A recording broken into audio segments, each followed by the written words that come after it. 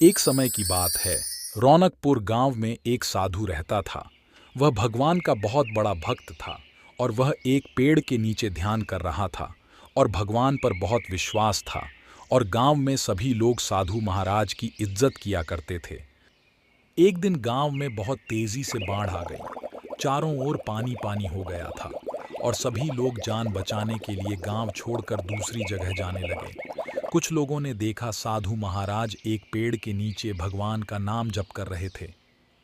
तभी एक आदमी साधु महाराज के पास जाकर सलाह दी। तुम लोग अपनी जान बचाकर यहाँ से चले जाओ, मुझे तो भगवान ही बचाएगा। तभी वह आदमी वहां से चला गया। धीरे धीरे पानी का स्तर बढ़ता गया। तभी पानी साधु के कमर तक आ पहुंचा और थोड़ी देर बाद वहां नाव से एक आदमी जा रहा था। उस आदमी की नजर उस साधु महाराज पर पड़ी और कहा, साधु महाराज, चलो इस नाव में बैठ जाओ, मैं तुम्हें सुरक्षित जगह तक पहुंचा दूंगा। साधु ने कहा, नहीं, तुम अपनी जान बचाओ और यहां से चले जाओ, मुझे तो मेरा भगवान ही बचाएगा। वह आदमी वहां से चुपचाप चला गया। कुछ देर बाद पानी बढ़ता गया।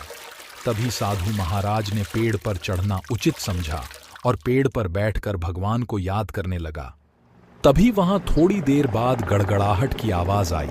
तभी साधु ने देखा हेलीकॉप्टर महाराज की जान बचाने के लिए वहां आ गया। तभी बचाव दल ने एक रस्सी डालकर साधु से कहा, इस रस्सी को पकड़ लो, मैं आपको सुरक्षित स्थान पर छोड़ दूंगा।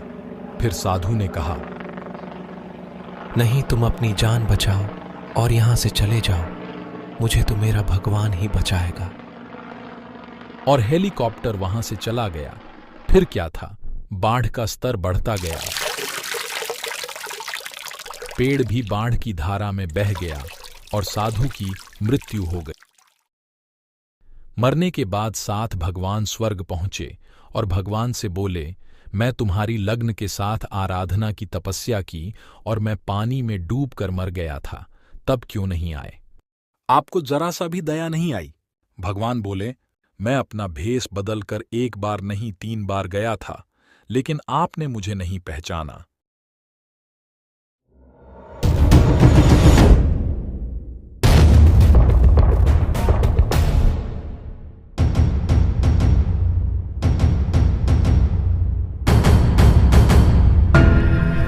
दोस्तों, इस कहानी से हमें सीख मिलती है, अगर आपको कोई मदद करें तो उस पर गुरूर नहीं दिखाना चाहिए।